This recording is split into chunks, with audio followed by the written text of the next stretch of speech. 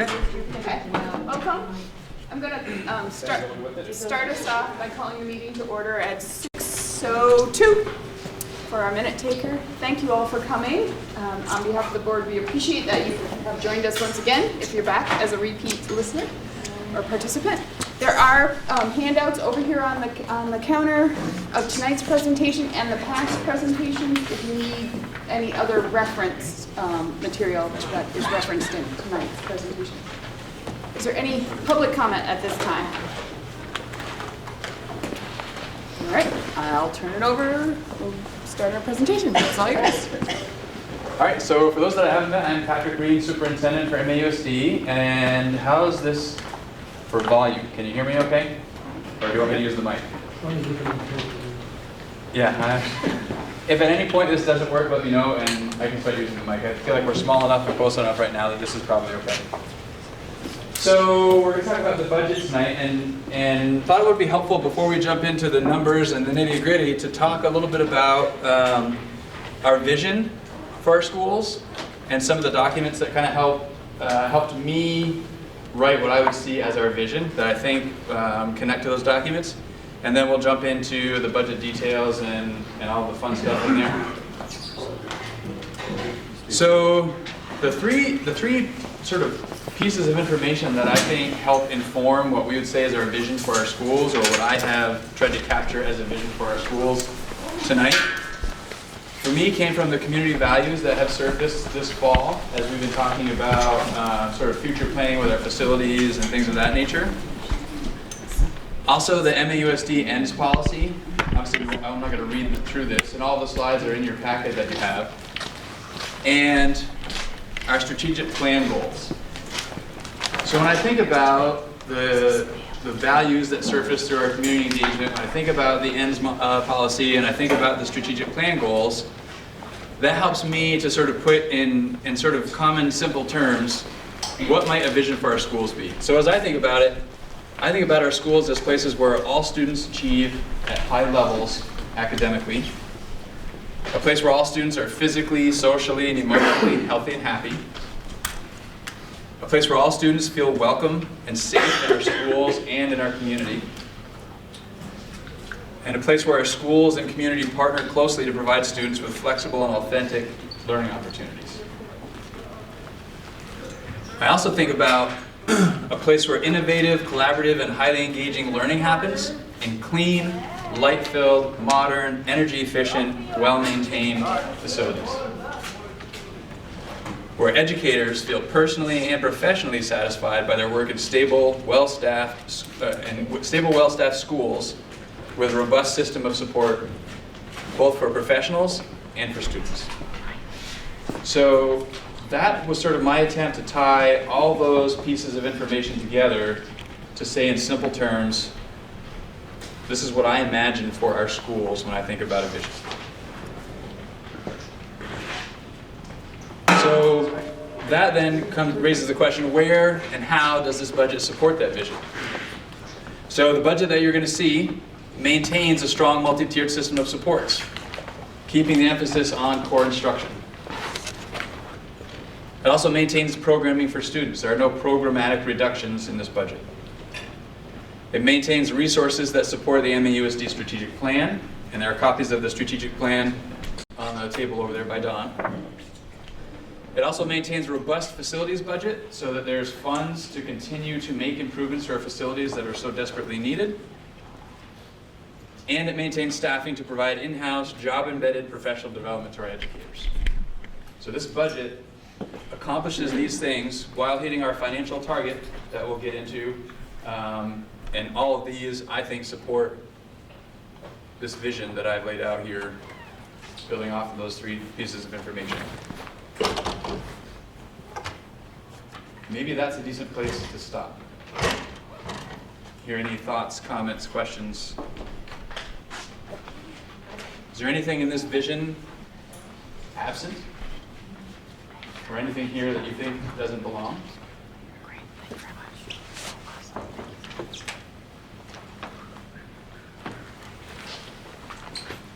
That's good, because that's what we're working to achieve. So as we dig into the FY21 projected budget, I think it's important to start with what the target for this budget was. So the financial target was, at the time, using our conservative estimates for equalized pupil. Now we have real numbers for equalized pupil that may still change slightly, so they would only change ever so slightly. And those numbers come to us from the state. We don't set those numbers. And using those equalized pupil estimates don't exceed the spending threshold which has been set by the state. So this budget accomplishes the target that was set. I think enrollment plays a role in our equalized pupil count, which is a driving factor in building a budget. So I always like to start the conversation about budgets with enrollment. I think that sets the context. So this is a slide that's been in many presentations. You can see that the lowest recorded enrollment for MAUSD in the last 25 years was FY19, so last year. And as we forecast out, we're projecting that we have not seen yet the lowest enrollment. So suggesting our trajectory is still downward in terms of overall enrollment, which has a significant impact on our equalized pupil. So that also informs class size, right? So there's a relationship between our total enrollment and what our class sizes are. And where we keep our class sizes has a direct impact on our programming, as well as being able to meet the financial challenges that we face when we're building a budget. So these are the class size guidelines that have been established, and these are built from the education quality standards, which are basically a set of rules created by the state to help be sure that we're compliant with statute. So those rules, the education quality standards, suggest that these are the class sizes that we ought to be striving for. And so what you're going to see on the next slide takes this optimal average range column and puts that side by side with our actual average class size across the grade bands. So there's the optimal average range that we were just talking about. And these are, over the past 4 years, what the average class size for those bands have been in MAUSD. So as we project forward to FY21,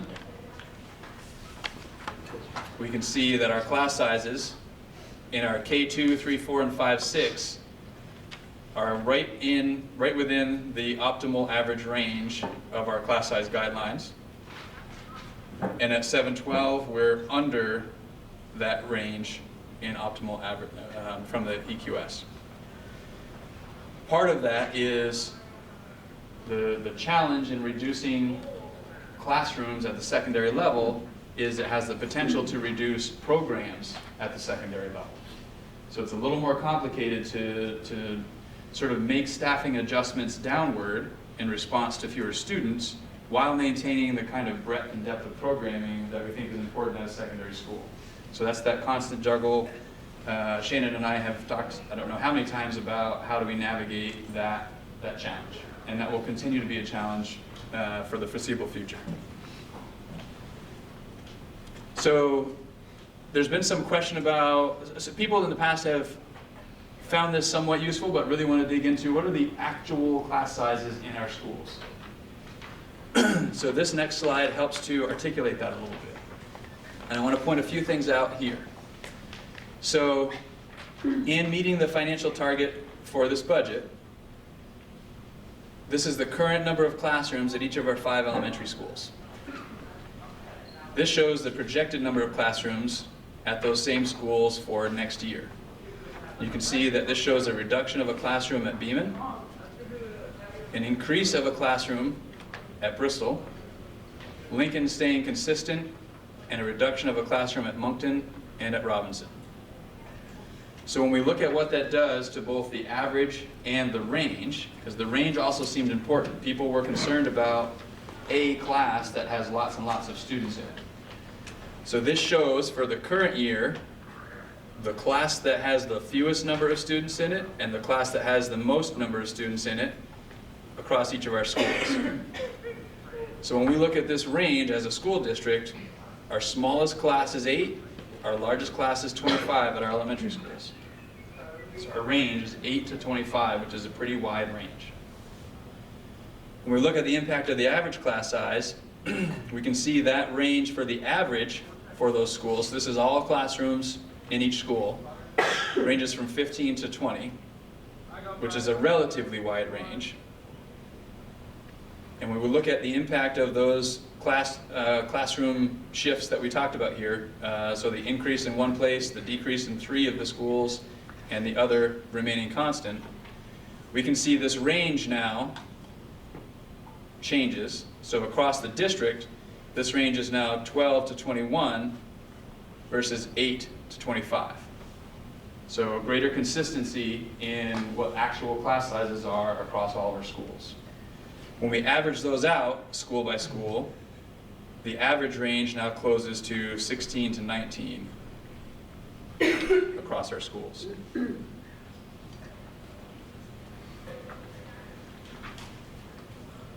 High school gets a little more complicated, so I want to pause here for a moment to try and answer any questions or offer any clarity. Yeah. Krista? Do you have information on percentages of students on free and reduced lunch and or IEPs? Because I think class size is important, as are the needs. You could have a class of 15 that's... It's a problem in a class of 25 that's easy. Right. Yeah. So I can get you pretty close from a district perspective what those percentages are. That's not here class by class. What I can tell you, as building principals are working to build classrooms, and they're looking at many, many factors that they're trying to balance. So if there are 2, 3, 4 classrooms, for example, building principals and working with teachers are really working to make sure there's a balance in those classrooms. Balancing gender, balancing number, balancing need, multiple factors that go into that. So that doesn't necessarily mean that there might not be a particular grade at a particular school that has sort of an abnormally low or high need. But as a district, we are, and Katrina may be able to, 38% free reduced lunch. And the percent of our students that are on special education plans, IEPs, Katrina, Susan, you can correct me, about 14%. Which is, so those are, so the 13 to 14% is pretty much the norm. Like, I think that's typically in a school system, that's what might be expected. But yeah, nationally it's around 12%. Nationally around 12, so we're right in the ballpark there. And the 38% free reduced lunch ranges significantly around the state.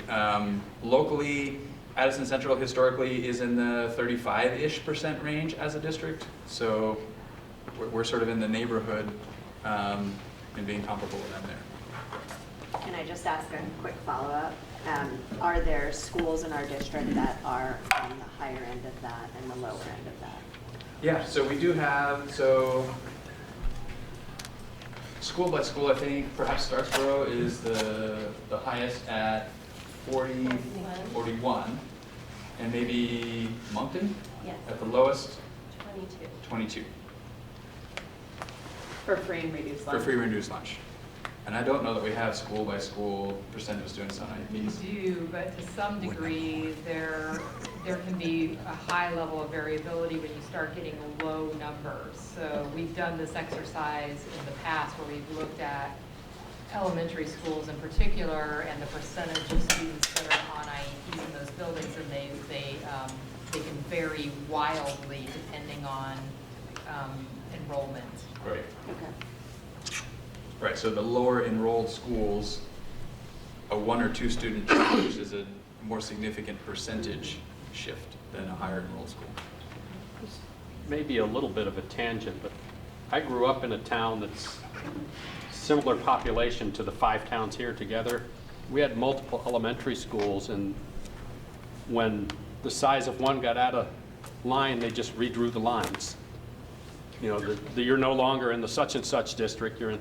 Yep. Now that we're all one big district, is that not practical on any of our schools? Similar thing with the bus routes. Is there any reason they have to be exactly town by town? Or, I mean, it seems like there's a chance to, rather than 2 half classrooms in one school, maybe you can shift a boundary and make a. So the very complicated response to that Yeah. question, right? So and a lot of it's a matter of opinion. the reality is we do have the flexibility now for students to attend different schools. The way that the Articles of Agreement currently read, it states that it is the intent that students attend the school in the town where they reside. That Article of Agreement can be changed by the board. There are some Articles of Agreement can be changed by the board, Yeah. and other Articles of Agreement have to be changed by the electorate. That one can be changed by the board. So that is something that could be looked at in sort of that concept of, we talked about it as redistribution, redistricting, Yeah. et cetera. There's some flexibility in what the board can do there. And there are pros and cons Yeah. to taking that action. Yeah. And that's where it starts to get complicated. And yes to the bus routes as well. As these shifts in the number of classrooms are happening, I guess I would just encourage the board to ask questions around what that looks like for instruction for students. We went through a similar situation a few years ago where every elementary school lost a classroom. And I think there were some unintended potential consequences that were direct to students and not necessarily in the best interest as a whole. And there were adjustments that were made to compensate for that, but it felt like band-aided things to try and do what was best. So I guess I would just encourage the board to ask questions as to how is this going to directly impact the educational and instructional experience of the kids in all of these schools.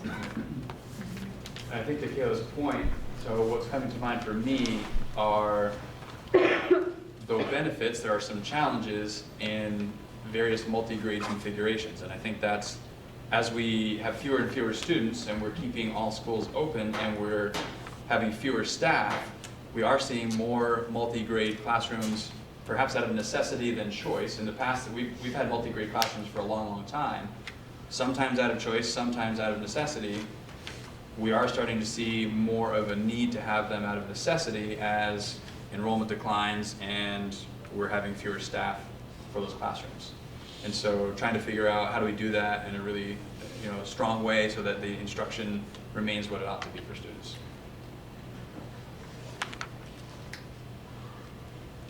And are we seeing so far that the model that's changed from the coaching to interventionists, that it's been supporting that need of consolidating classrooms?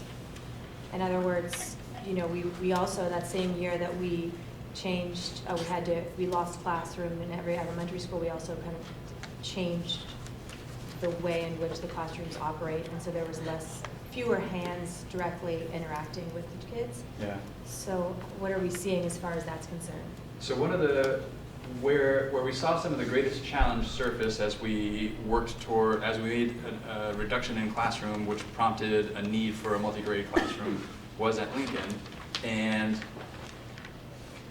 the support that's been provided both last year and ongoing this year is coming from primarily coaches and coordinators helping to provide some instructional strategies and provide that support. And we are seeing a great deal of progress in that area, and I would say successes. And there are still some challenges that we continue to work through.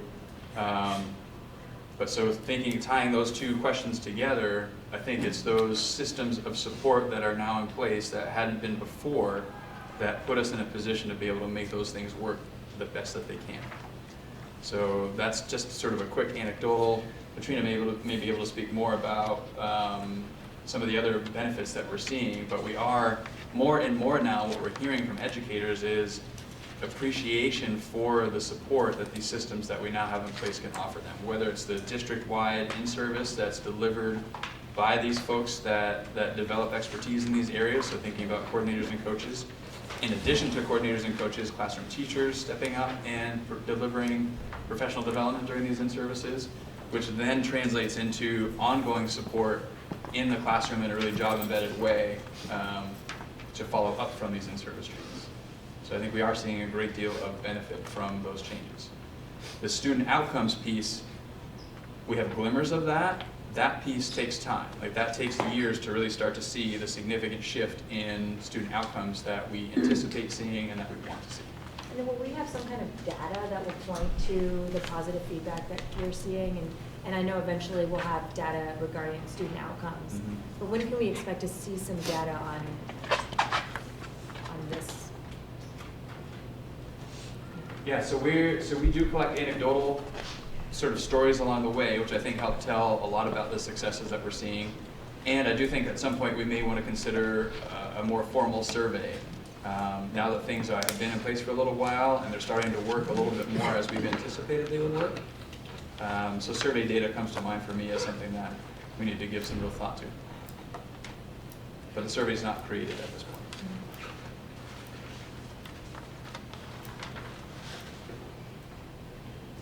I'm curious about what the principals had to say about what's on that slide. Sure, so these conversations happened sort of over the course of months, and even some of these conversations stemmed back to last year as we were looking at enrollment, and so the conversations have been ongoing for quite a while. And I think there's sort of a mix of, and we have principals here, and they're free to share what their perspective was on this. How I would summarize it is sort of a wish we didn't have to do this, and that we had enough students that we could sustain what we had, et cetera, combined with the recognition that, yeah, so Robinson, for example, as one of the schools losing a classroom, is currently this year smaller than Lincoln was 2 years ago. Declining enrollment is real, and principals recognize that, and they've had conversations with staff, and staff, I think, recognize that. So I don't think it comes as a surprise or a shock, though it still feels somewhat unfortunate that we're in the position. So that's my summary. There's at least one elementary building principal here, sort of scanning to see if there are others. And you were sort of on the receiving end of another classroom teacher this year, so in a different position than maybe some others are. So we were very happy and felt informed and involved in the process. And we certainly looked at these numbers through an equity lens.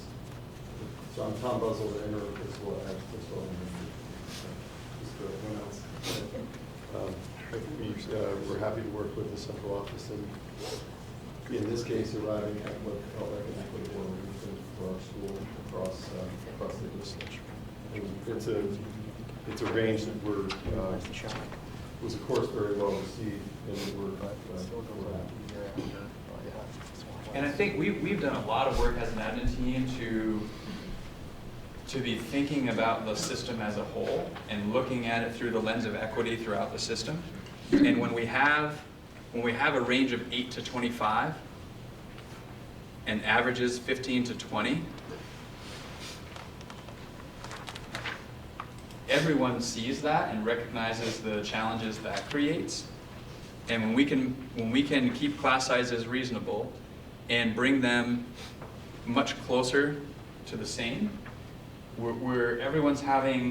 everyone is in a position to work with the same resources to strive for the same outcomes for students that we're working toward everywhere.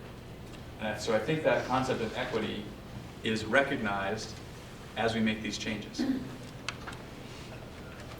And I heard through eliminating the classrooms, that doesn't necessarily mean that we're losing teachers.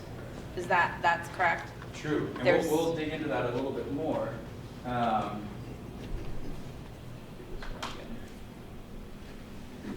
Right, so when we get into the numbers, we've been able to make all of these changes. Good thing back.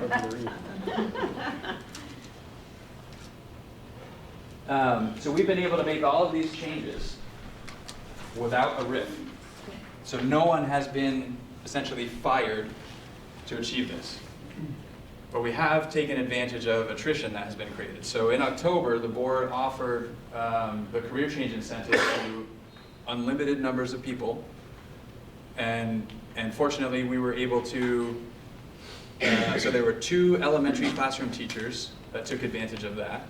Those are the 2 elementary classroom teacher positions that are not being filled. Right, so we have 3 elementary schools, each with 1 less classroom next year. One of those 3 goes to Bristol, which leaves a net reduction of 2 elementary classroom teacher positions. And we have 2 elementary classroom teachers taking the career change. No one had to be RIFed to achieve that.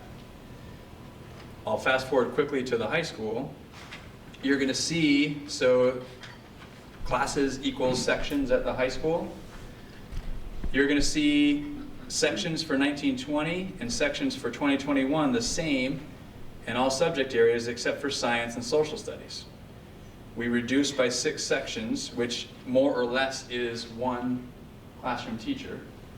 So it happened that actually in science and social studies we had 2 classroom teachers take the career change in each of those subject areas. 1 of those were not filling in science and 1 of those were not filling in social studies.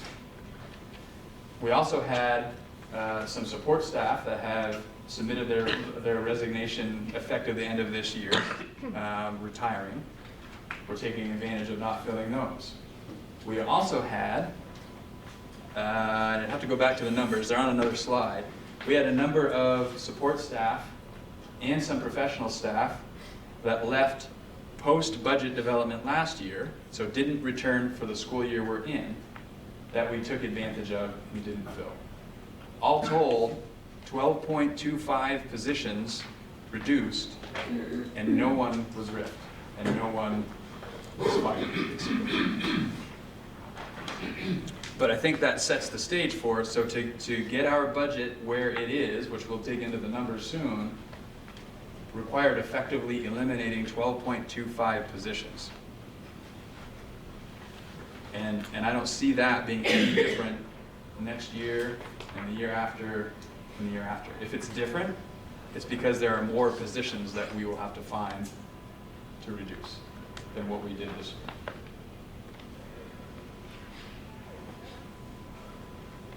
So let's look at secondary class sizes. So same idea. I tried to sort of give you, as best we can, an apples to apples comparison, secondary and elementary. Number of sections this year, number of sections next year. And as I noted before, social studies and science are the only 2 areas where there's a reduction of sections planned. Range of the class sizes this year and next. Some of this is a result of the number of students that are anticipated to be enrolling in various sections, right? So this isn't 47 sections of the same English class. This is 47 sections of a whole variety of English classes. And the high school does the best they can to project the number of seats needed in each of those various classes. So some of that is reflected here, and some of what you can see here is the recognition that there really ought to be a minimum number of students for a section to run. So the idea of having sections of 3 or 4 is quite costly. So to try and run programs that have better enrollment while maintaining programming, so keeping that breadth of programming is the goal. Shane and I have talked. She knows that's what she's striving for next year. And you can see here, for the most part, so as we think about the impact on the average class size, so science and social studies is where we see the reduction. Average class size in science goes from 17 to 18, and social studies from 17 to 18. So minimal impact on the average class size. And the range, again, the high end of the range really isn't changing, but the low end of the change is coming up a little bit. Is this include the middle school and high school, or just? Yes, so this is middle and high school. Okay. These figures represent 7 through 12. Thank you. Kristen? I had 2 questions. One for the low end in English and music and language, for example. Yeah. Is that, for the most part, like an AP class, for example? Can you speak up? I didn't hear. Sorry, I was wondering where you see only 3 students in an English class, for example, can we assume that's an upper level class? or not necessarily?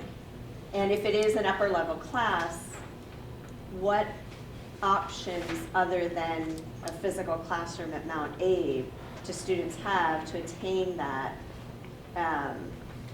You know, in other words, I would hate to see us say, well, there's only 3 kids in AP English, therefore don't offer AP English. Rather, there's only 3 kids in this physical building taking it. What other ways can they get that opportunity? Yep. I mean, if that's our reality. So I'm just wondering if that is what the reality is. I'll let Shannon respond. So no, you would tend to think that way, but it actually doesn't work out that way. So the classes that tend to be lower enrolled are a really specialized elective offering within that particular content area. Okay. That what I believe happened, kids registered, a number of kids dropped out in the fall during our drop ad period, and it was kind of like, well, what do you do with those kids and the teacher afterwards? And for a number of classes, the kids were seniors, they weren't gonna have the opportunity to take said class again, so it ran. If the situation were that it was an AP class with that few kids, 3, 4, even 7 kids, there are a number of AP offerings that we can provide for kids through virtual high school, which is a real teacher on the other end of the computer that they can work through, and they can also use their dual enrollment vouchers if they're seeking a college level class. And the high schools in this community, kids can also take a class at Middlebury College for free. They can audit a class for free at Middlebury College. And it goes on their transcript not as not credit bearing, like they can't transfer that credit into a school, but it would show up on their transcript that they took a Middlebury College level course. And part of the challenge that as we're talking about class sizes here, part of the challenge that I think we're going to have to wrestle with is, education quality standards would suggest that secondary class sizes are okay to be larger than elementary class sizes, and for us, our reality is our secondary class sizes are smaller than our elementary, right? So that's something to be contended with. I don't know what the solution is, but that's a challenge that we know is ahead of us. Kurt? Yeah, so, I totally get the issue of that class size and small. It can't be real cost effective. I guess, well, I have one question. We mentioned it's not all AP. What are the classes that are going to be dropped? And do you have any concern by moving to, virtual courses, Middlebury, whatever, that you're going to see fewer kids enrolled in those classes? Yeah. So Shannon and I have talked briefly about this, and we're not anticipating a programmatic impact. I'll let Shannon talk more specifically about the details of how that is what we're anticipating. But we don't see this, there isn't necessarily going to be a science class that is currently offered that won't be offered next year as a result of this. I don't know if you want to elaborate, Shannon. Yeah, so earlier this fall, I worked with the teacher leaders to do a program audit of all their classes and to look at historical enrollment in a class. So I'll just make up a class, right? So underwater basket weaving has been offered in art for 5 years, and 2 years it ran with 10 kids or 11 kids, and then there weren't enough kids to fill it. They couldn't fit it in their schedule, even though, maybe 15 or 20 kids signed up for it. So they spent some time looking at their historical data to say there appear to be some courses that are no longer relevant or interesting to our students based on some of the things that we've brought in that are new, maybe more relevant, more engaging, more exciting. So the only time that we're really, I think I'm anticipating classes not running is really a scheduling piece where a number of kids can't get it in because it's a specific class and it's offered at the same time as 3 other classes that are also in high demand, so perhaps it wouldn't run. We're also working with teacher leaders and our guidance department to really think creatively about how we offer classes, to offer them on a rotating basis, like especially AP classes where you want those numbers to be higher, that you would offer them every other year so every kid would have an opportunity to take every single one if they wanted and not have the potential for those classes to be offered all in the same block, but as long as they planned it out, they would be able to fit them all in.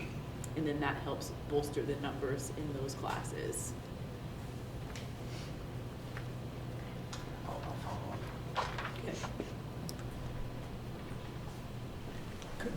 This is, I'm slightly going back to the 12.25 teachers you said you were Okay. fortunate enough to And that's actually sort of laid out here. positions. But you said, I don't see anything different next year or the year after that. Are you referring to the number of positions that would have to be reduced? Right. When you said that? So I in just wanted to antici- make sure I understood. Yeah, so it's sort of in anticipation of continued declining equalized pupil counts and continued increase in expenses and the sort of cost adjustments that will need to be made to continue to put forth budgets that keep us under the spending threshold, because I anticipate staying under the spending threshold to be something that will be expected of me as superintendent for years to come. And so I raised the point of the number of positions it took to meet this year's budget target as an example of what we could possibly expect for the future in terms of the number of positions, given what we anticipate our financial reality. Or you would have to find, the district would have to find another way to save a comparable amount. Right, exactly. Or find that pot of gold somewhere that solves our revenue challenge. It grows on trees. Exactly, right. I'm still looking for the tree. Yeah, thank you. Sure. Caleb. Can you kind of put that number of, was it 12 and a half? 12 and a quarter. Yeah. 12 and a quarter. So what does that represent as a percentage of kind of our district-wide employment volume? Good question.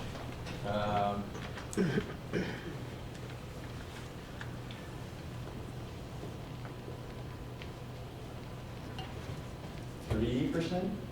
Just sort of kind of pulling it off the top of my head, thinking about 300 plus employees. That's 12 and a quarter.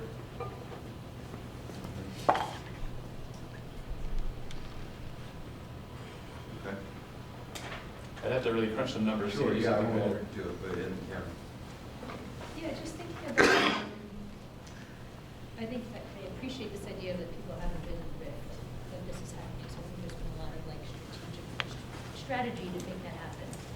But I also feel like that's still a lot of staff, and I don't think anyone's not saying that, but when I see support staff, that looks like a lot of different things to different teachers and students, and some of the students who are struggling the most, experience trauma, some of the support staff are like the only person they can connection.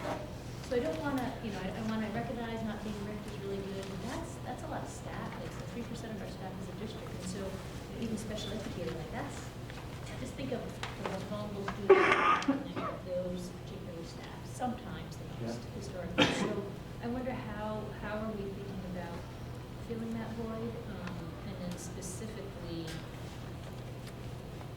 and let me just stop there. Yeah. Yeah, so it's complicated to talk about how we plan on filling that void, because the reality is there are a number of there's a range of impacts from the different people in the different positions that are here. To some extent, the system of support that we're building helps to fill that void.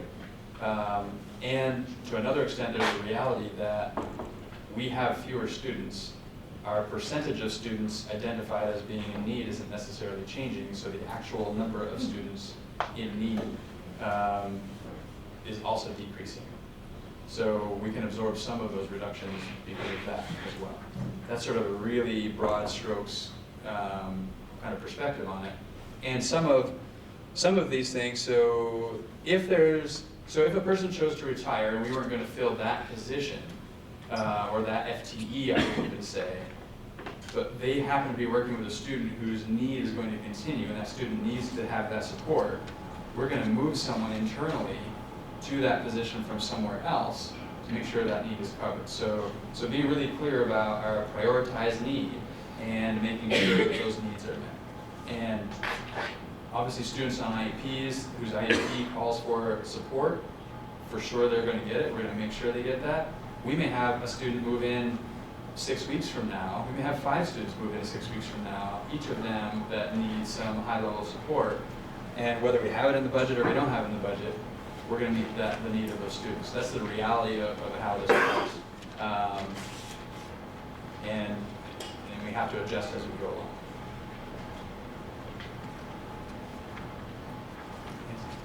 I wonder if you could, maybe Shannon, to talk about the personalized learning program at Mount Abraham and beyond, and what your hopes are for that work as reflected in the proposed budget and beyond.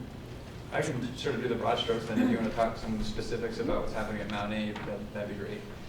So for me, I'm thinking about,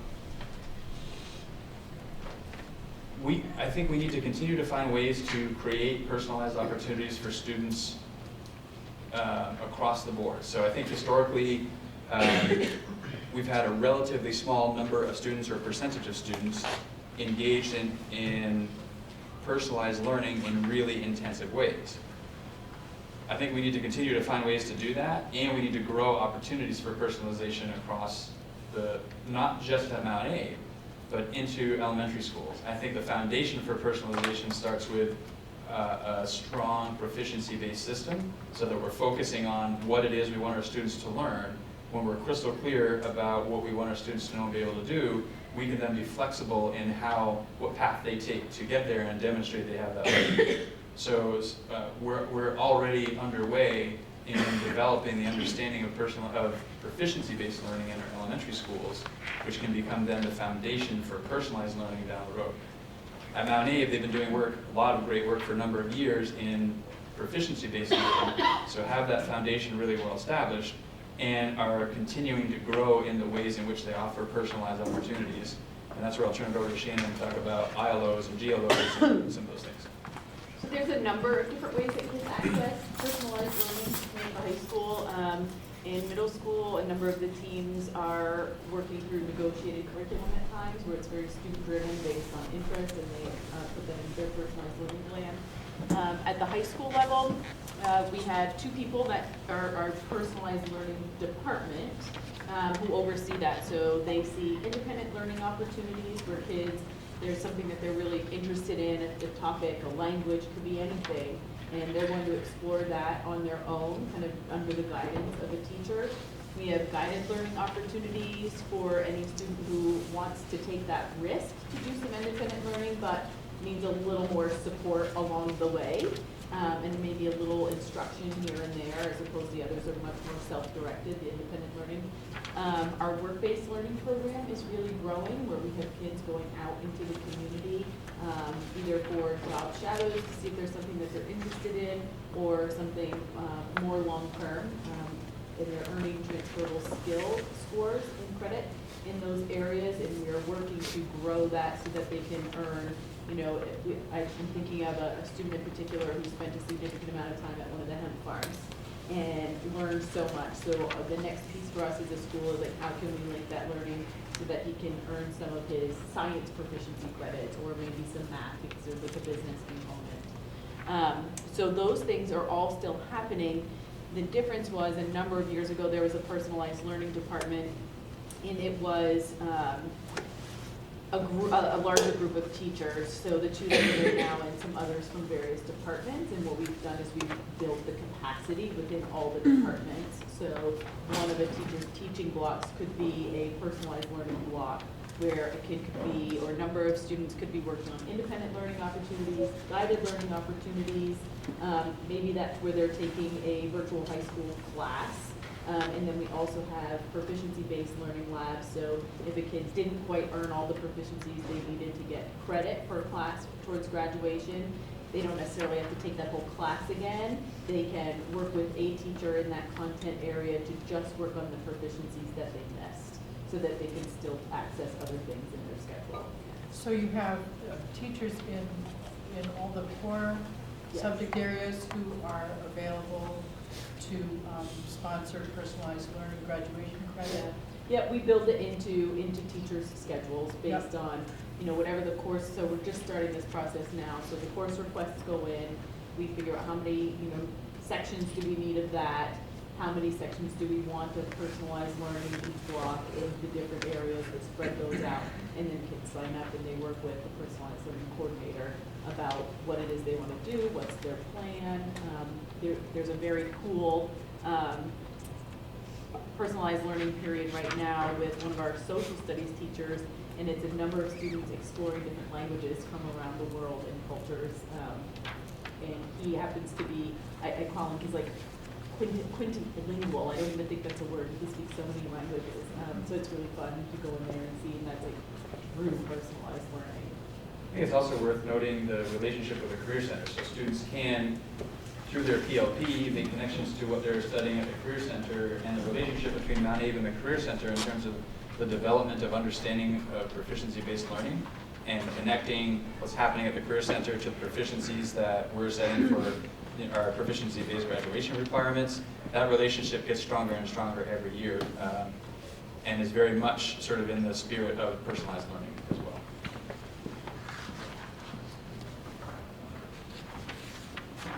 So I know we're about halfway through our time. I haven't talked any numbers yet, which is probably going to be something people are interested in.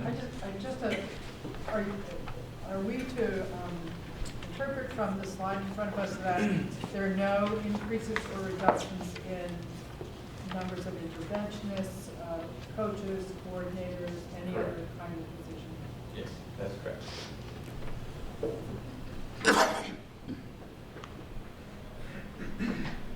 So this page sort of summarizes the programmatic impact. As we talked about, some average class sizes in elementary schools will increase in some places but decrease in others. The average and range of class sizes becomes more consistent. Configurations may need to change to reflect the reduction in some schools of the classroom. And that does create some challenges sometimes, so there may be a need for teachers to continue to develop their ability to deliver instruction to multi-grade classrooms. Math has been the most challenging sort of subject specifically to deliver that multi-grade instruction to, and we've been working really hard with our coaches and coordinators to provide support to teachers to develop that ability.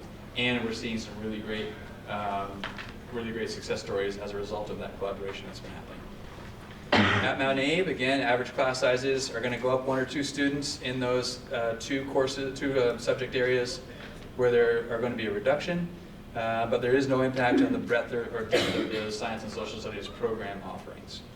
And overall, this does keep that high level of support for students who struggle, and it keeps that multi-tiered system of support intact for teachers and students. Just a question on that bottom. I know we were having conversations about instruction coaches last time, and wondering what do you have in place to evaluate it? I know you did some conversations with teachers, but that seems like a... Can you speak up? I'm sorry. Sure. You over here. No, it's okay. Part of my code. I'm wondering what the district has in place to evaluate, this idea of we have a high level of support for students who are struggling. Like, how do we know that? So what's the data behind that? We have multi-tier system of support for teachers and students. Like, that's an awesome, exciting statement, but I think I want to push to say, what's the data? Do we think that data is giving, for us to evaluate that? Because I think that's is it working really well in this classroom? Is it working not so well in this elementary school? Is it, that I want to sort of poke at that and see what's data being collected and maybe what's the goals too. So when I think that the idea that there are some places where it's working better than others, that's true, and that's the nature of any sort of systemic change that's happening. When I think about what's the data that's collected, and I'm thinking about students who struggle,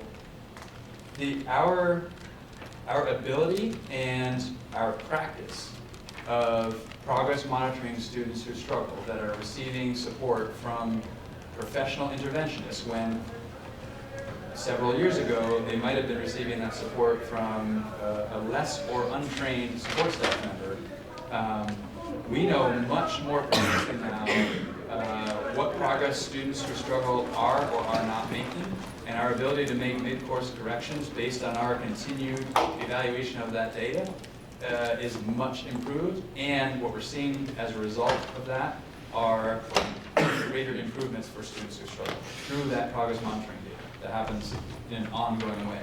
And so in particular, special educators and interventionists are really dialed into that progress monitoring data, and classroom teachers are evolving in their ability to progress monitor as sort of targeted interventionists during win time and things like that. So we're getting much better at looking at data and using data to drive that instruction and drive that intervention. And that is translating into results for kids. Is there a way to get student and parent feedback in that loop, I wonder? Sure, I think there's a way to do that. I think it would be a survey of some sort to get the feedback on that. Yeah. And I think we talked about this, and Don maybe can clarify for me the feedback we gave to Patrick when we saw our ends monitoring report back in October, I guess, where we asked for some different ways to evaluate students receiving support services, for example, beyond the statewide assessments. And I think we also asked about student and family feedback. And I think that we could do better at determining, what that looks like. But we did ask that question for future reports. Is that true?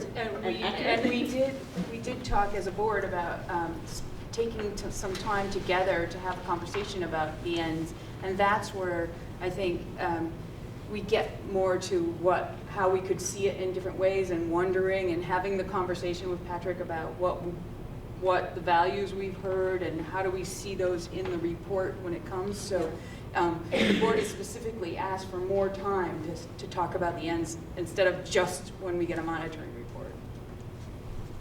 But hopefully that kind of information, would be captured in that report. Just following up on that topic, I confess I'm really discouraged by our current situation. I totally understand the cost pressures that we're under and decline in enrollment. But the gap between what we're able to offer in terms of education quality, and we've got outcomes and inputs, and we got the data. The data is the data, but they seem to show that we're really not doing well, and it's a huge gap. Patrick, I want to acknowledge your forthrightness in saying that. I've been around these schools for too long, maybe, and you're the first person I think has acknowledged that, and I think that's really important. You can't do anything about something if you don't have an answer. My concern is right now that we don't have a plan to deal with that I think is going to be effective. I know what you said in response to the report, and relying on the multi-tiered systems of support, instructional coaching, strategic plan. I have to tell you, I don't think it's going to cut. I'd love to hear more, but I don't think it's going to cut it, given where we're at now and where we really need to come to get to. And the problem is, you have these fiscal issues that obviously, are real constraints. But I can see, if we're not really making visible improvement in the quality of education, maybe because of these constraints, you're just going to start this cycle of, well, people don't want to pay for anything. They don't want to pay taxes. And then you have people say, well, we're not really getting a good quality education, what's the point? And so it's very, very discouraging, and I encourage the board. The board's got a great policy, I think, in terms of educational quality and core subjects. I think you're trying. I just don't see it getting to where we need to be within a time frame that I think is, personally, acceptable to a lot of folks. I can't speak for everyone. I'm sorry, SRN. Okay, here's the question. What is there in the budget that will directly impact our ability to improve the quality education to where we need it to be? So this is where I would cite again the supports that remain in place for our multi-tier system of supports. So I think thank you for acknowledging that I've said actually twice now in 2 ends monitoring reports that we cannot say that we are meeting. I can't say that that I'm in compliance with the ends policy when overall our scores on multiple measures are plus or minus 50% of our students proficient. When you disaggregate for a lot of subgroups, the gap grows considerably larger. I can't in good conscience say, yes, that is what we are able to achieve. That is what we can expect our students to produce for results. We can do better. We have to do better by behaving differently. As we face difficult financial times, we can't do less of the same things we've done for years and years and years and think that that is going to be our path to changing those outcomes for kids. That's why we made so many changes that we did a couple of years ago to build systems that were absent prior, despite the fact that we had to reduce almost $2 million in our expenses while doing that. Despite our financial realities, we have to continue to make decisions and point toward improved outcomes, not maintaining outcomes. For me, I think this is where we may agree to disagree. The strategic plan that nearly 50 people created that combined students, teachers, support staff, board members, community members, etc., that took 2.5 years to write, I think is a plan to help get us where I think we agree we want to be. And our multi-tiered system of support through personalized learning, etc., all those things that are written in that plan are what I'm investing in to get us there. Yeah, so I'd love to follow up. I don't see, specific targets in the strategic plan. Maybe I just don't understand or see, but I just don't see us getting there in the time frame that I think is needed. Yeah, and those who work most closely with me can attest to this. I share in the frustration and how long it takes to make change. That's something that I bump up against all the time. My goal for the writing of the strategic plan was that it would take a year, and it took 2.5. And I also acknowledge that sometimes the process is as important as the product.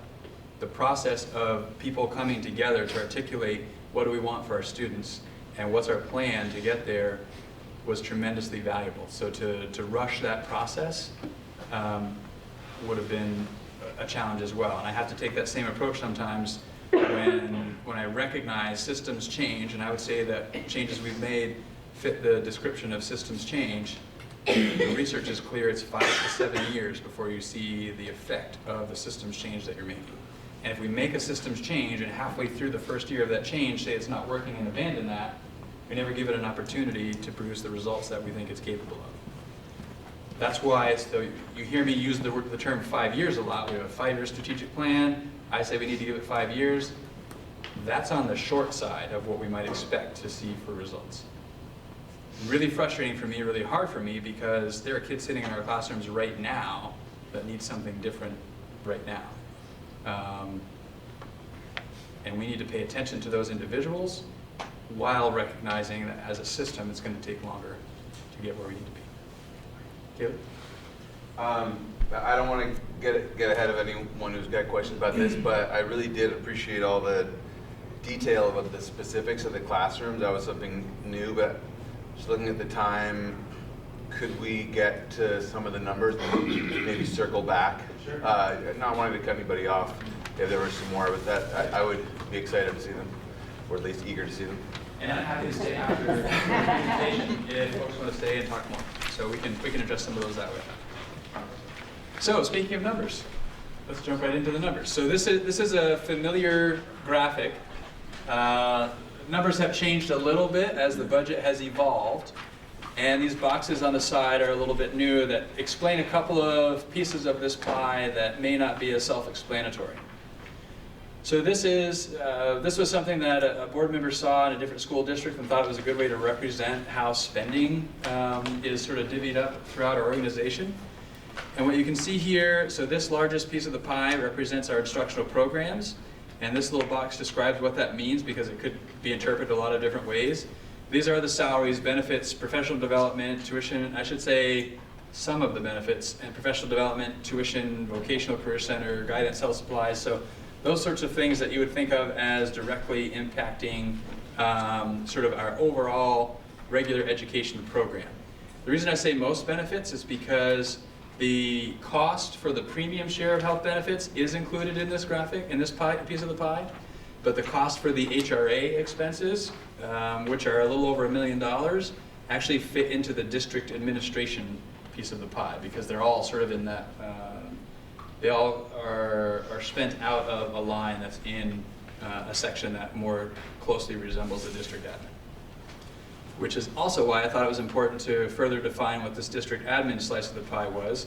As I mentioned, the HRA cost for the district, the insurance for the district, legal expenses, audit, the financial software. So next year, we have to make a significant change in our financial software. We're moving to the same software throughout the state. So that cost to make that shift is in here, and as well as salaries and benefits for fiscal services, district leaders, and ELPN. Those are all sort of in that piece of the pie that is called district admin. And then lastly, down here, this box describes the instructional support. So in that are sort of expenses that are media related, curriculum development. This is where coaches, instructional staffing, training, and any outside professional services fall. Then I think special ed, the school administration, food service, these all were a little more self-explanatory that I didn't think needed the descriptors. But this kind of gives you a sense of all the spending in MAUSD, where to go. I wouldn't expect that you'd see this tiny print on the screen, but I'll walk through. This is in your packet. This is something that we sort of adapted from the South Burlington School District that really does a really nice job of walking you through from our expenses as a school district. How do you get from there to what your tax rate in your town is going to be? And I'll just sort of briefly walk you through that. So we start with our expenditures, which are of course the same for everyone because we're a unified district. We then subtract out our local revenue, and that difference gives us our education spending. We divide that by the number of equalized pupils we have, and that gives us a cost per equalized pupil. That cost per equalized pupil is then divided by the yield that is set. And right now the yield is projected. The yield won't actually be set till sometime in the spring probably. It has in the past at times been later than that. And when we divide that cost per equalized pupil by the yield, that gives you your equalized district residential tax rate. I want to pause there for a minute because that's how far, I would back up, I would say that's how far we have any control. The yield is set based on the total cost, the total money needed to fund all of the budgets that have passed in the state. So we have some control over the yield in controlling our spending in MAUSD, but we obviously don't control the spending in other districts, which also have a significant impact on what the yield ends up being. Also worth noting that the recent settlement in the healthcare is anticipated that's going to cost a lot more. So the early projection of the yield is likely to change, not in our favor in terms of what its impact on the tax rate will be. So the idea is costs will be greater. The yield then has to be adjusted so that the taxes raise more money to cover those increased costs. So more or less, this equalized district residential tax rate is sort of where our control ends as a school district. Because we then take that equalized district tax rate, and you can see it broken down by town in this little graphic below. So each town has the same equalized district tax rate. That makes sense. We all have the same education tax rate based on our spending in MAUSD. But then each town has a different common level of appraisal. That common level of appraisal is intended to recognize. There we go. Yeah, it's intended to recognize that some towns have more recently conducted an assessment, so the value of their homes on the grand list more accurately reflect what the retail market would bear on the value of their homes. So that's an attempt to adjust for that factor. We don't control that, but it has a significant impact on what your tax rate ends up being. So we take that district residential tax rate divided by the CLAs in each town, and that actually produces for you your town residential tax rate. So that just sort of helps you understand how you get from spending. And I want to point out, most importantly here, that what it all boils down to is the cost, sorry, not education spending, but the cost per equalized pupil, that figure is the most significant driving factor that's within our control on the tax rate. So higher cost per equalized pupil equals higher tax rate. Case in point, our overall spending last year to next year is a 1.45% increase.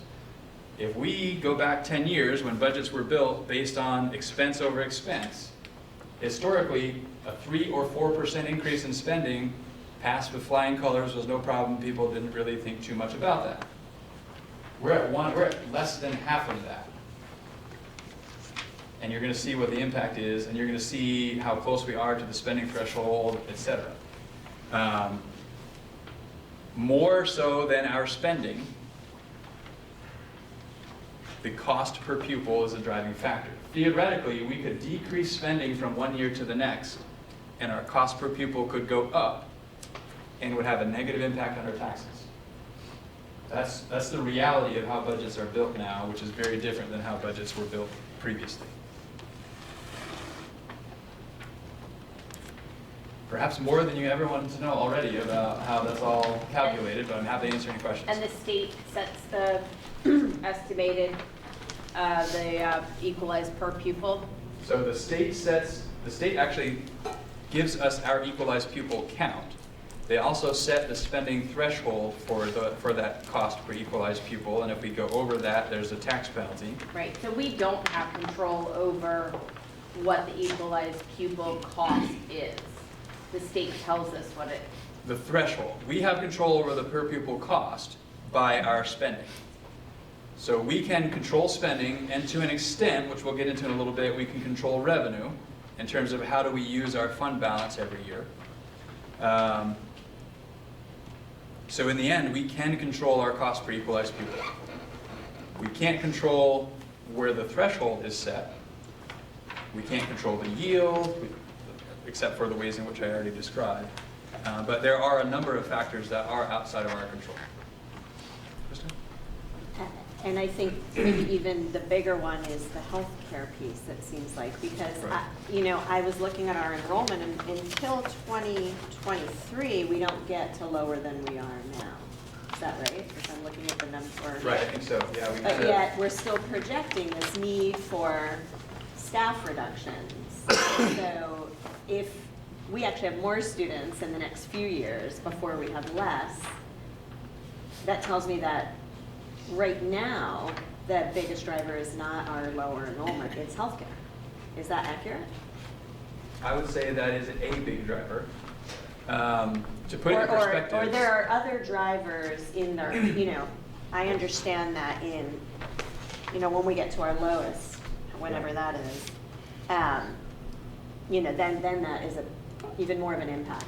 Right. But in the next few years, we're not at that point. And so, it isn't just declining enrollment. Right. So to kind of elaborate a little further on the example before about even if spending goes down, we could see an increase in cost per equalized pupil. If equalized pupil stays flat, these other factors, you mentioned healthcare is one, there are other factors. As these other factors increase at pretty dramatic rates and our equalized pupil stays flat, we still find ourselves needing to make reductions to not go over that spending threshold. So routine 13, 14% increases in premiums in healthcare, that's a killer. We're going to talk a little bit about the Career Center made some changes that impacted our budget by $120,000. That was a real hurt. So there are lots of things that are, I say outside of our control, and yet to some extent are, right? So we can't control healthcare premiums necessarily. We can control the number of employees in our district that we employ who we pay for their insurance. So there's a control aspect there, and it's a really difficult thing to control.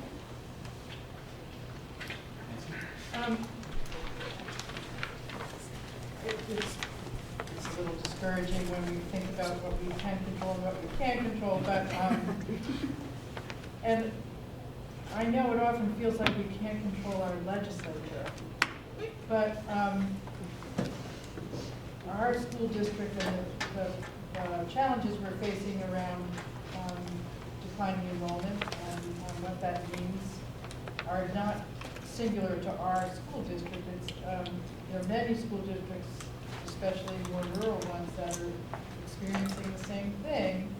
And I'm very curious about what you're hearing from the legislature or saying to the legislature about what it could do to give us some relief. I mean, there are things that the legislature could do as far as what they're counting in our budget when they calculate spending for equalized pupils.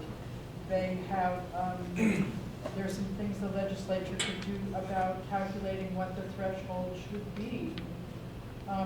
There are lots of things the legislature could be doing about attracting population to rural places rather than putting all its energy into more urban places of the state. So I'm just wondering what you're hearing and saying about those, about how the legislature might help us. I thought that, maybe we all thought that going to statewide health insurance was going to help us, but it certainly hasn't turned out to be the case. And I think it's important to know when we're talking about effectively the same pot of money, and that pot of money not necessarily changing, when something like a statewide healthcare comes through, there are winners and losers. Same with the waiting study. Same with the waiting study. Same with the Act 173. So there are a number of things where there isn't more money to go around, but we're redistributing the money that exists. And in doing so, some people are winners and some people are losers in that redistribution. When I think about it from a big picture, sort of legislatively and where the state of Vermont is, and I go back to the State of the State address from the governor a couple of times ago at least now, there's a realization that, at least from the governor's perspective, and I think a lot of people follow that, part of why Vermont is seeing the demographic challenges that it is, which is that it's an aging state and it struggles to attract young families, some of the things that you just raised, is in part because it's very expensive to live in Vermont. So there's a real cost containment message, I think, coming out of the governor's office as a mechanism to make Vermont more attractive to those young families that then either come with kids or have kids, and that helps to kind of do a lot of things, puts people into the workforce, puts kids in our school systems, etc. When I think about that and I hear that and it makes sense to me, I recognize education spending plays a big role in affordability of Vermont. It's somewhere close to 2/3 of our property taxes. So it's a big factor. So the message that I think I'm hearing is Vermont's an expensive place to live. If we want to turn this demographic challenge around, we have to make it more affordable, and education has a role. It's not the only thing, but it has a role in making it more affordable. So if I think about that, and I think about the pressures we're feeling, which are real, I don't think they're unintended. I don't think it's not known that it's happening. And I think it's probably what is recognized as a necessary step to getting ultimately where we need to be to become more viable. So that's kind of where my mind goes when I think about that. Now, when I think about specifically some of the conversations I've had about what can we do in the short term to help relieve some of the pressure that we're feeling, I have had conversations with legislators about specifically, in our case, and every district has a different circumstance, so that makes it hard, I think, to write laws that address everyone's concern.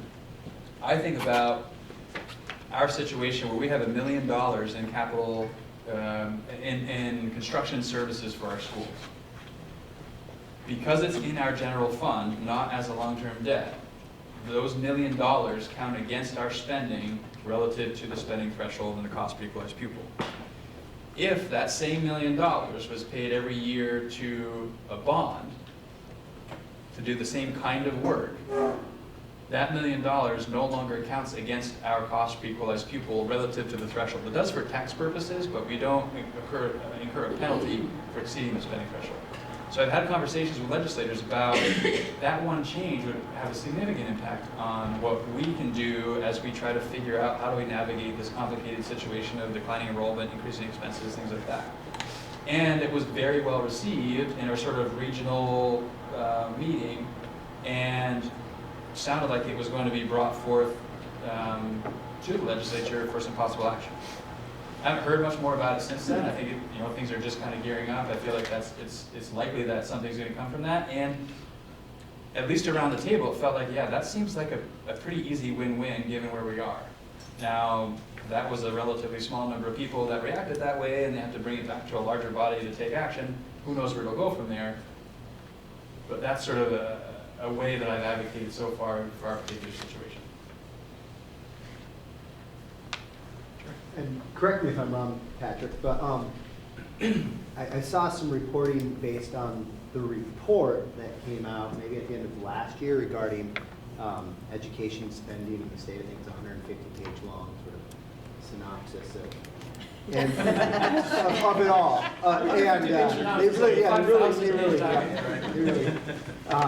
But one thing that I thought came out of that was it sounded like that there was actually no strong science behind how they calculate per equalized pupil, is what I'm trying to say. Mm-hmm. And is that a lever of possible change, to take into account a student that lives, let's say, 50 miles from a school, that, hey, like, does cost a little bit more to get that student there? I mean, I would love to see some strong science behind these algorithms that actually really impact our school district and the majority of the school districts in this state. So that comes back to the weighting study that Nancy was talking about, and that was, so rurality, which is a funny term to say, but that's sort of that was one of the aspects they were looking at to see, should there be a weight to account for rurality? And just as you mentioned, that there are inefficiencies. I don't think we could disagree that there are inefficiencies in rural areas, educationally speaking, but beyond education. And so to have a weight for rurality was something that was looked at, and the weighting study was created for the legislature to take a look at and think about, what do we do? So there are there's a lot of information in that study, as you mentioned. There are a lot of different sort of hypothetical situations that were kind of ran through, and even showing in this situation, school by school or district by district, what would the impact be. And as we talked about, there isn't more money that will be divided amongst the schools. It's just a different way of looking at dividing either the same money or less money. So every scenario creates winners and losers. And that's part of what the legislature has to wrestle with. If there isn't a more money option that can make everybody winners and everybody's happy, which I don't envision being a reality, then there are going to be winners and losers, and how do you weigh that as you make a decision? And that's what they're sitting with. And feel free, Caleb, as I'm sort of talking about some of these things, if I'm off or you see it differently, as a legislator, jump in. I think you're summarizing it well. I mean, I have some more thought. I don't want to take away from the purpose of this meeting, but I do think it's an area ripe for further discussion. So I think we're going to try to put something together, because I think the specific bill you talked about that would help with construction spending, I think Representative Conlon has put that forward. I hope it will move. I would just say with the state teacher contract for healthcare, I don't think we're done. I'm certainly not done trying to think of ways in which that can, we can try to bend the cost curve with that now unified block of 40,000 people all in the same healthcare contract. I won't say more about it, but I think Krista's right to identify that as just a, huge cost that just keeps growing like crazy. And so it may not have, reduced spending this year, but there's potential, I think, in that new structure.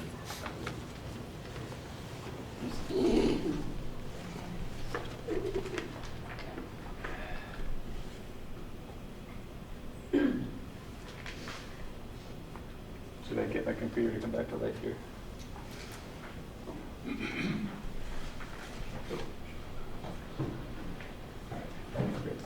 So knowing we could talk for many, many, many more hours about all of these things, are we ready to move on to some more numbers? All right, so this is a look at a lot of numbers, and I'll kind of explain to you what's on this slide. So as we've been working since October, making lots of projections and trying to shore things up as we get more information, I found this useful in the November board meeting to sort of show, here's sort of the evolution of this budget since we started talking about it in October. What you see in red represents a change from the prior version of the budget that we reviewed. So the budget that we have here in December, you can see what it represented. At the time, we were thinking we were going to end around $455,000 under the spending threshold. Several weeks later, that's now $13,500. And I bet you're thinking, what happened? So here's what happened.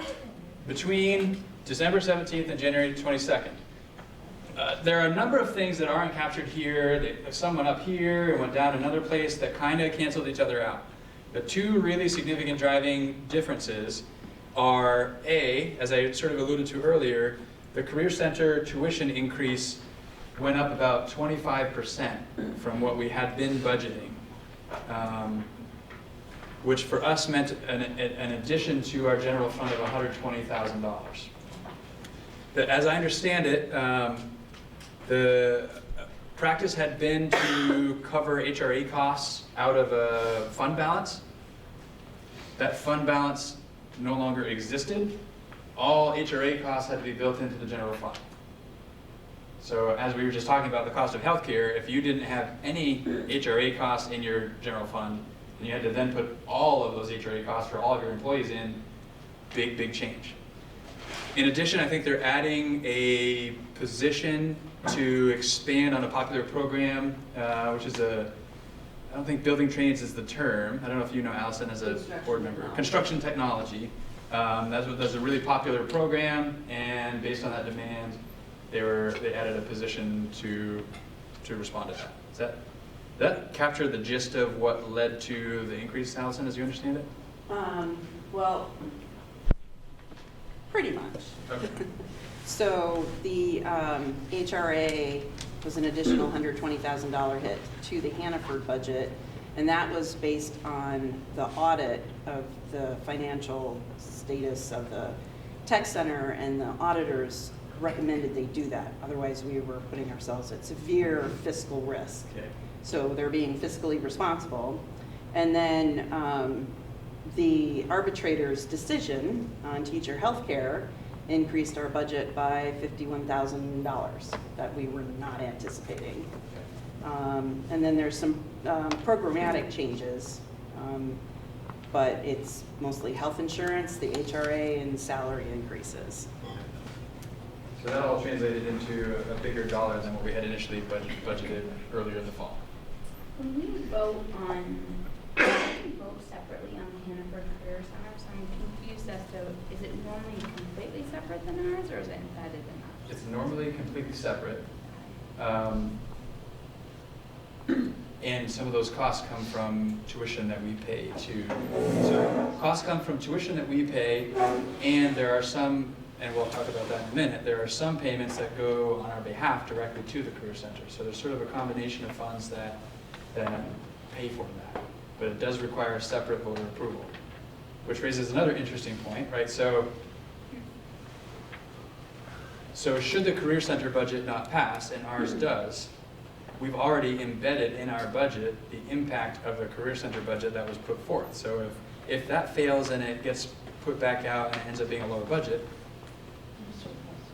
right, so it becomes a surplus for us. It doesn't necessarily help us reduce our cost per equalized pupil and the tax impact and everything like that. Ship has sailed, unfortunately, at that point. So it is interesting the way the timing of all of that, how that works. How does the cost per student at Hannaford compare to the cost per student at other tech centers around the state? Great question. I'm not entirely sure, although we do have a meeting maybe in February when Dana will come. Dana's the tech center director, will be here to present their budget, and he might be able to answer that question. But I don't have that info, and I don't know if Allison does. I'm trying to remember if Dana said at our last meeting, we're either very close to what the other tech centers around us pay regionally, or it costs per pupil, or maybe just a little bit more, but we're not out and a huge outlier. And I'm kind of thinking, right, I think Floyd just did some research on this. Can you give us The Essex Tech Center, rough numbers, is 18,000 a kid. Hannaford 1603, I think. Right. Yeah. So it's the internal discussion when we got hit with this 25% increase. Well, let's just send everybody to Essex if we can save some money. Well, clearly that's not the case. It's $2,000 per student less to send them to Hannaford and keep them local and support that local tech center. But we did go and take a look to be able to answer that particular question. So I am just sort of acknowledging the time and recognizing that some people may need to go. And again, I'm happy to stay after, but I want to try to move us along a little bit still. Can I just make one quick point? So the way the tech center is required to calculate the number of students it has, its equalized pupil, is based on a 6-semester rolling average. So they're using 3 years of student data to give them an equalized pupil number versus we use 1 year, October, or 2 years. So it's antiquated and it doesn't help. And really punitive when the program's growing. Yes, and they have 100 more Mount A students this year. But that doesn't impact the number because it's a rolling 3-year average. It'll catch up eventually, but... It will eventually, but that's 6 years down the road. Mm-hmm.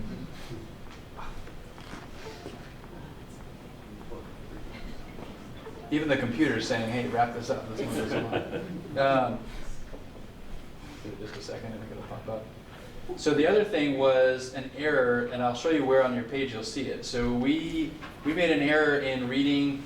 As you look at the revenue summary sheet, you're going to see it says a state payment on behalf of to the Career Center or something like that.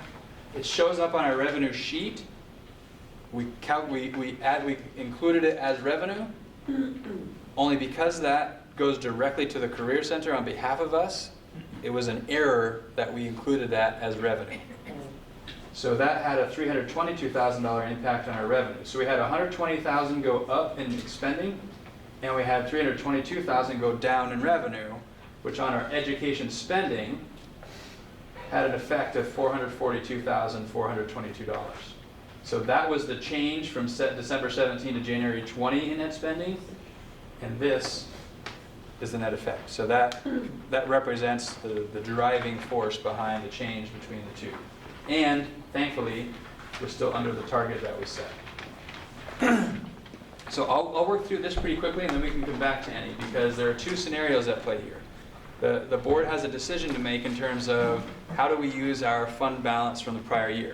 Our fund balance, working in round numbers, is about $750,000 in total that was audited from FY19. We have some say in what we do with that in terms of how it impacts next year's budget. So this scenario assumes we use the entire $750,000 of that fund balance, which from my perspective is not best practice. Because as soon as we can't sustain $750,000, it's a decrease in revenue for us.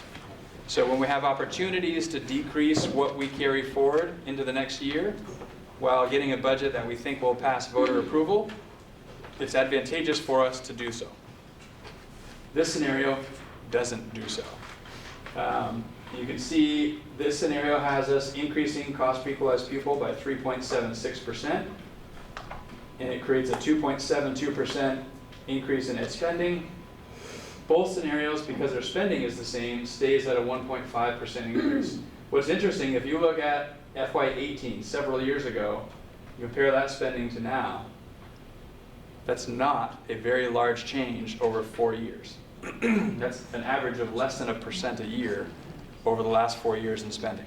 So I think that's evidence of being fiscally responsible, and the effect is still increasing cost per equalized pupil. So if we use the entire fund balance, Our cost per equalized pupil is $18,575.88. As we know, that's the driving factor.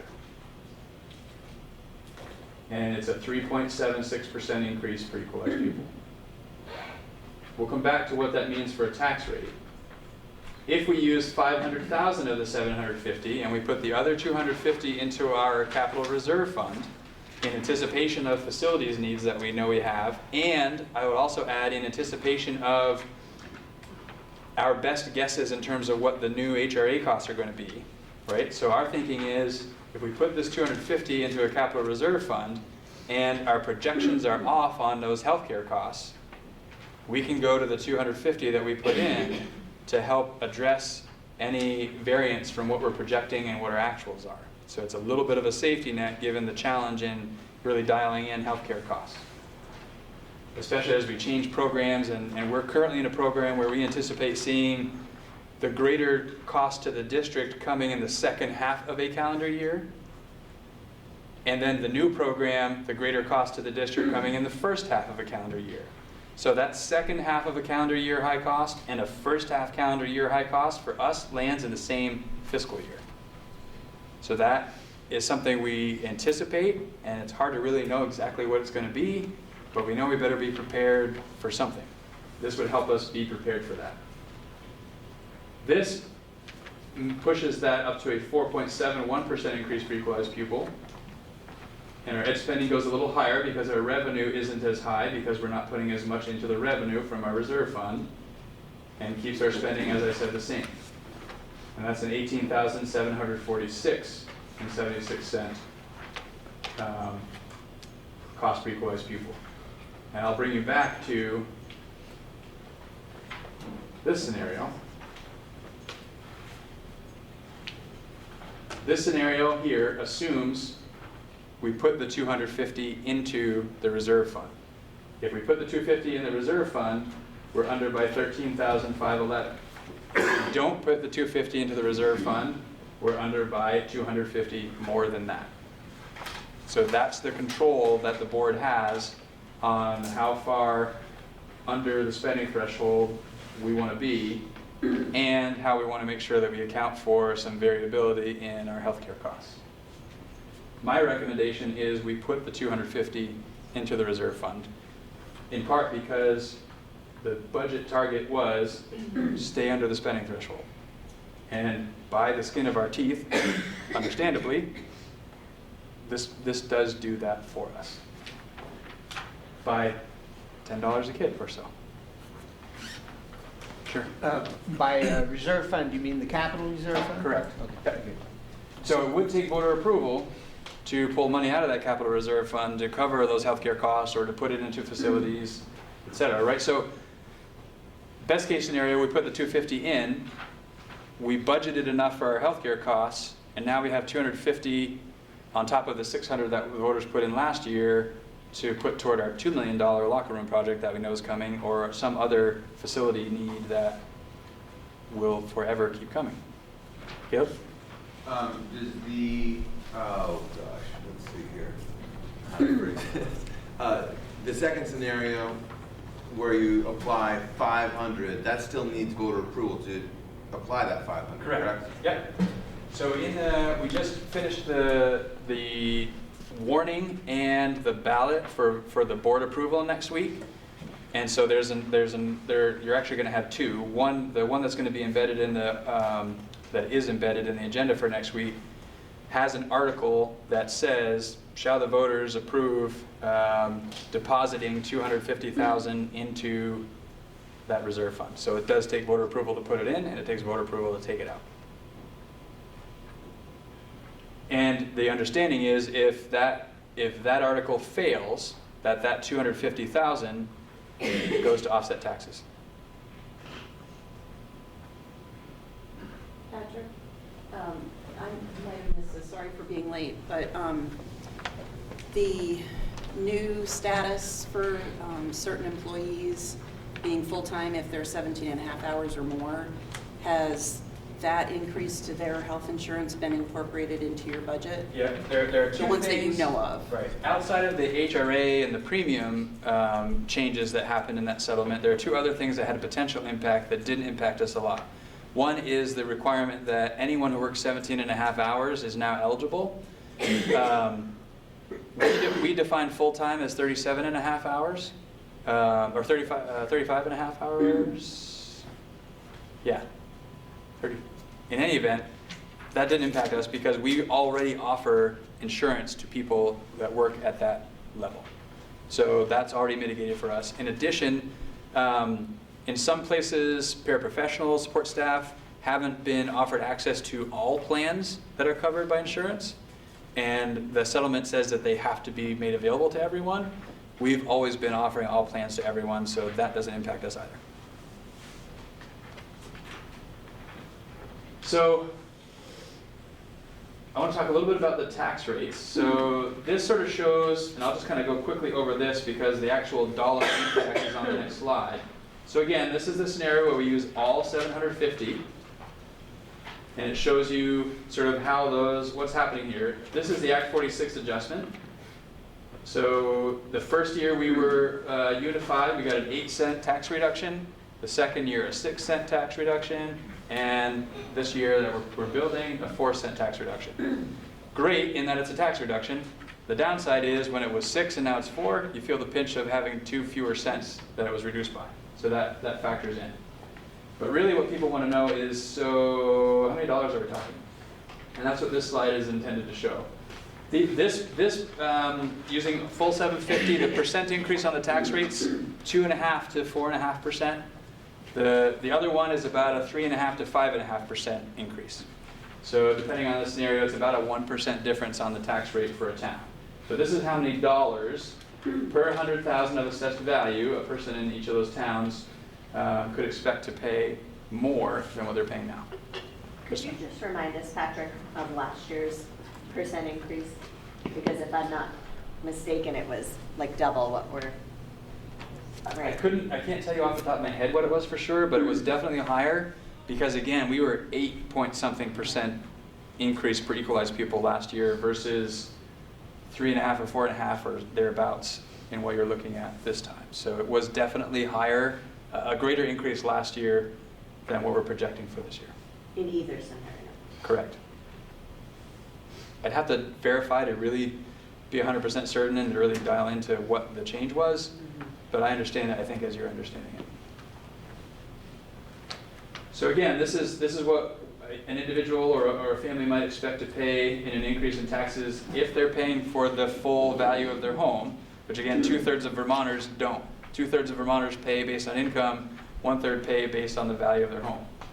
And if we look at the same slide, we can see what that increase is there. It's about a 1% difference comparing the two. So the next piece there has a lot of information in it. And all the document you have there with all the lines that show the summary page and all the details in those various categories are not highlighted on the screen. But there's a lot of notes in there that explain some of the things that might raise a question about in terms of a more significant percent increase or dollar increase that kind of catch your attention. So we've included notes that explain those. Happy to answer any questions about specific lines that you're seeing. And knowing that some folks are going to need to go, I want to also just show you that the last several pages of your packet is an attempt to make a connection between each of those sections that you see the detail on with a little description of what's in there. You can sometimes you can tell, and other times it's a little harder to tell. So this is an attempt to try and help you understand what that is. And then to show how does that section, which contains these things, connect to the community values that we learned about this fall, and how does that connect to the strategic goals in the strategic plan? Just sort of link our spending with community values with our plan. And there's a few pages of those. So having said that, happy to answer any questions about the lines, or the connection between spending and those two other areas. Yes. Thank you for this, Lloyd. This is awesome. Tammy Crossman, we hired her this past year as one of the accountants, and she was spectacular. This is really great. I'll take all the credit. Pass it on to But Tammy. if you have the pleasure of meeting Tammy, thank you. Okay. She worked really hard on this. There was some conversation about, I know the central office, you pay a fee per month, per year to be there. I think it was 40,000 a year, is that about? A little north of 50,000. 50, okay, so something around there. And, Yep. you know, that doesn't change our whole budget, but, you know, that's significant at these times. So, I know in a couple small groups, people are playing around with that. I know people, so I just wonder, has that, might not be in here, but where is that conversation going? Because I imagine, having the central office be in a school that's not being used would be really, might have some barriers, but also could be really cool in a lot of ways besides saving money. So it's not just money. So where has that conversation But, and for me, when I think about it from the lens of saving money, so I agree, we shouldn't, as a long-term plan, continue to pay rent in a space when we have lots of space available to us, given fewer classrooms utilized for instruction, et cetera. Having said that, in the absence of a long-term picture of what's going on with our facilities, we run the risk of, I guess, wasting money.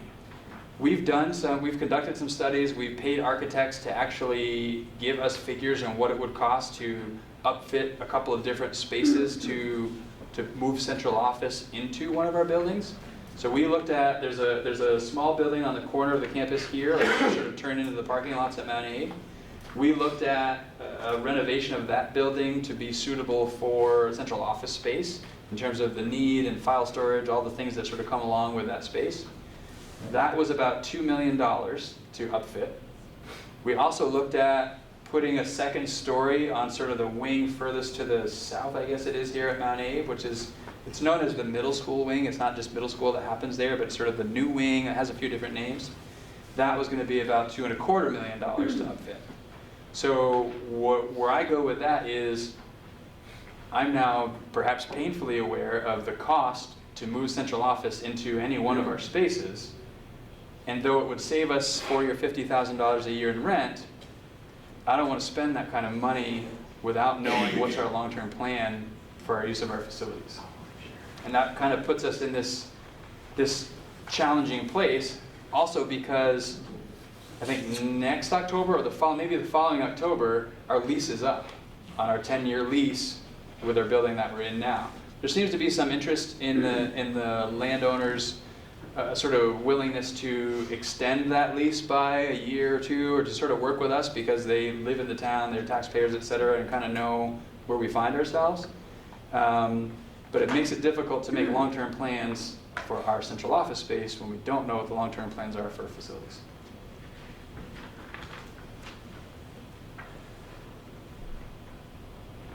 Kristen, you had your hand up. I was just going to say we have a retreat on Saturday. We're going to talk about steps forward. So anyone that wants to come to that can do that. It's 8:30 to 3:30 here in the same lovely room that we're in now.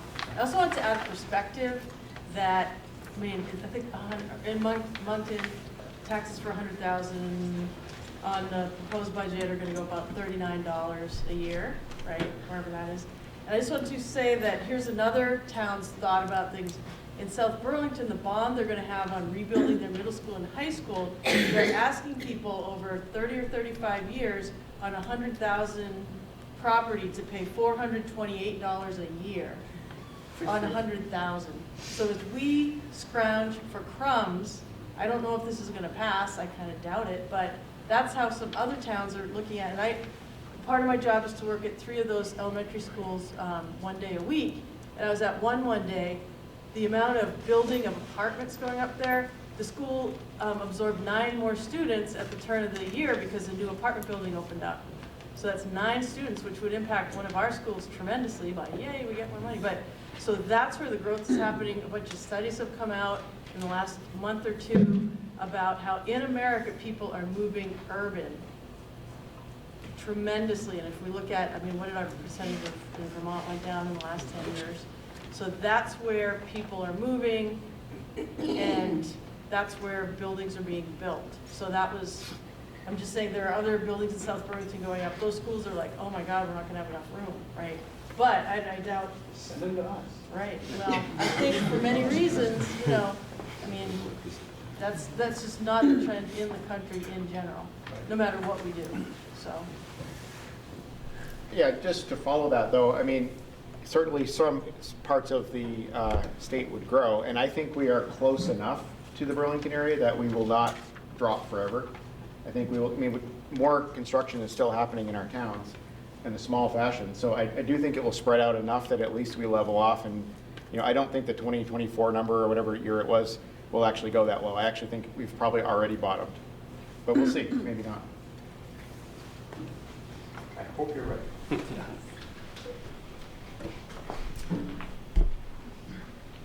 So also worth noting, this isn't your last chance to ask questions about all the lines that you have, right? So that you have this information now well in advance of the annual meeting, which is another opportunity to sort of dig into some of those lines. Our intent was to get you this information ahead of time, or at least to make it available ahead of time. As budgets sometimes do, numbers kept going in and kept fluctuating, and we had to keep responding, so we couldn't get you something that we felt solid enough and accurate enough ahead of time, so I apologize for that. But also I would say, happy again to stay after, and if you really want to dig deep, call up, make an appointment with me, maybe Floyd. We're happy to go. 1,800 lines you could look at if you want. So happy to dig as deep as you want, or try to respond to questions you have about the budget in any way that works. Patrick, I just saw one thing. It looks like this year, for maybe the first time in a while, we're going to adequately fund the food service budget to keep from running the normal deficit every year. Yeah, that's just sort of a reality of recognizing for several years now. So to first set the context, so our food service program isn't really self-sufficient. It requires support from the general fund to make it sort of financially viable. And so that happens in two ways, or at least it has happened in a couple of ways over the years. There's a general fund contribution that is budgeted to support the food service program. It's historically been about $195,000. In addition, there's essentially every year, despite lots of effort, there's uncollected debt. Students that eat meals and don't pay for them and aren't eligible for free meals. We've taken the approach for years, it's been consistent, I think it's the right approach. We feed kids. We're not going to give you a peanut butter sandwich because you don't have any money on your account while everyone else is eating whatever it is that day. We're going to give you the same meal everyone else gets, and we're not going to shame you, we're not going to tell you that you can't eat. And that comes at a cost. Those dollars, that uncollected debt at the end of the year, has historically come out of whatever we have for a fund balance at the end of the year, and we sort of make that right at the end of the year. This is not banking on a fund balance to do that. This is putting up front in the general fund some money to anticipate that we've seen every year. So it sort of puts our money where our mouth is, in that we're going to make sure that we're feeding kids. So I guess the point I wanted to make was that's probably, aside from inflation, not going to be an increase we would see every year. It's sort of a one-time. Right, aside from inflation, yes. So that is a factor in something that drove up the cost in the budget.